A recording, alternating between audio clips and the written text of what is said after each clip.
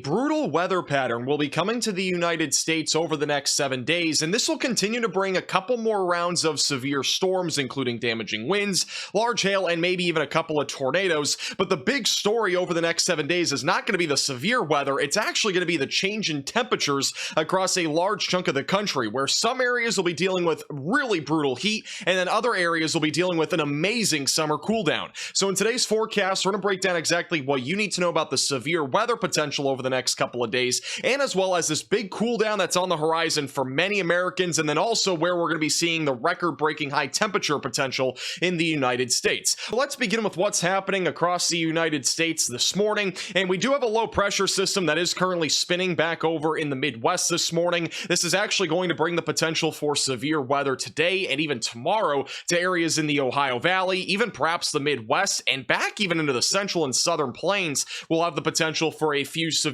storms later today. We'll be mostly watching for wind and hail both today and tomorrow, but I wouldn't rule out an isolated tornado, and we'll talk more about that here in a minute, about what I'm talking about and exactly where that potential will exist. Back over on the East Coast, things are dry for right now, but that'll probably change as we go into tomorrow, as there will be at least one round of severe weather. Back over on the West Coast, things are very quiet, very dry, not really much rain falling in the Four Corners states, so that's some good news, getting a little bit of a break down there in the Southwest. And one thing that we're going to be talking about a little bit later in the forecast about is our little buddy over here in the Atlantic Ocean. That is Hurricane Ernesto, which is still over 800 miles to the east of Florida, and it is moving to the north, so it's not going to be impacting the United States really at all. Aside, if you're near the beaches, there could be some rip currents, higher wave heights. That's about it across the East Coast. But what we're really watching for is a near landfall in Bermuda tomorrow, and that could be potentially very damaging to areas in Bermuda, as this is expected to still be a Category 2 hurricane as it moves across the Bermuda area. So something to definitely watch for. And then after that, it'll go towards Nova Scotia, but it'll probably take a right-hand turn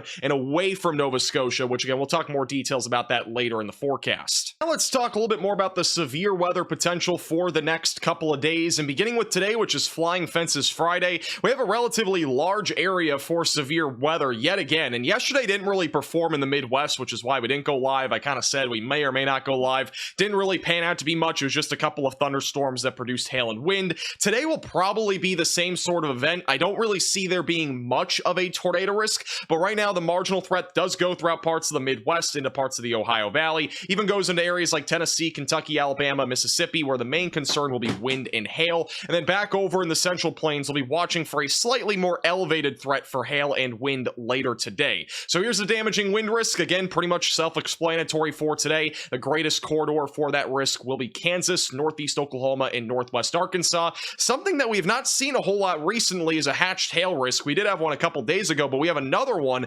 across parts of central and southern Kansas, where we could even see some hailstones as large as the size of tennis balls later today. So make sure that you're protecting your vehicle. But notice right now that there is no tornado risk outlined by the Storm Prediction Center, but I do think there is a chance, it's conditional, but there is a chance for maybe a brief spin up or tornado in southeast Wisconsin or far northern Illinois later today. I'm going to show you on the future radar in a moment what that actually looks like and why I think there's a chance there. But overall, not super concerned about it. Just be mindful, if there's a tornado warning later today, it would not shock me in that area. Once we go into Saturday, we have another large marginal threat for severe weather from Ohio and New York all the way back into Arkansas. It's again another low end day, mostly just wind and also maybe a little bit of hail, and that's really about it. And also notice we also have a marginal threat back over in areas like Washington and Oregon. It's that time of year where there is sometimes a little bit of severe weather. And yet again, tomorrow there is no risk outlined by the Storm Prediction Center for tornadoes, but again, I would not rule out a brief spin up or even a brief tornado somewhere in Ohio or western Pennsylvania.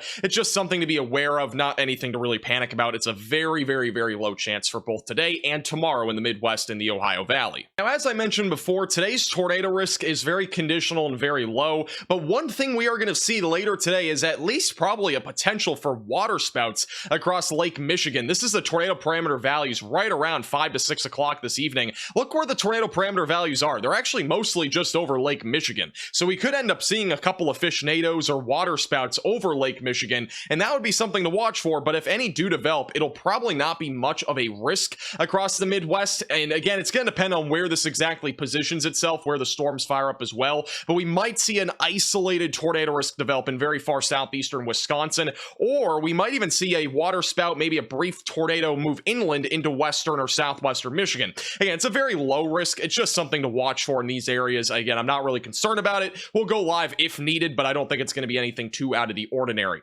Here's the future radar for today. Notice this little spinning area over Wisconsin and Minnesota. That's where some of our storms are going to be coming from. Any of these storms that can get going and become a little bit more than just a very low top supercell could produce an isolated spin up or even, again, brief tornado. Very, very low risk, mostly just hail and wind with any of these storms. Once they move into Michigan tonight, it'll probably be more of a Boeing segment, which means that this should be predominantly just wind, and it should be pretty isolated. But if anything can stay a little bit more discreet, again, might see a brief spin up. Not something I can rule out today. Here's what we're looking at in the Ohio Valley today. We'll have that area of thunderstorm activity moving across Kentucky and Tennessee throughout the morning and into the early afternoon before it eventually falls apart. Some more storms will fire up in northern Ohio, but again, just typical summertime thunderstorms with some hail, wind, and again, maybe some sort of brief spin up. And as we go into Saturday, we'll have another round of storms across Tennessee and Arkansas kind of fall apart in the morning. By the afternoon, more storms will fire up. It looks very familiar to what we just saw yesterday in Missouri, where storms will be moving mostly west to east, and I don't think we're going to have a really favorable setup for any tornado threat, but I still wouldn't rule out a brief spin up out of one of those storms. And then as we go later into the afternoon and into the early evening,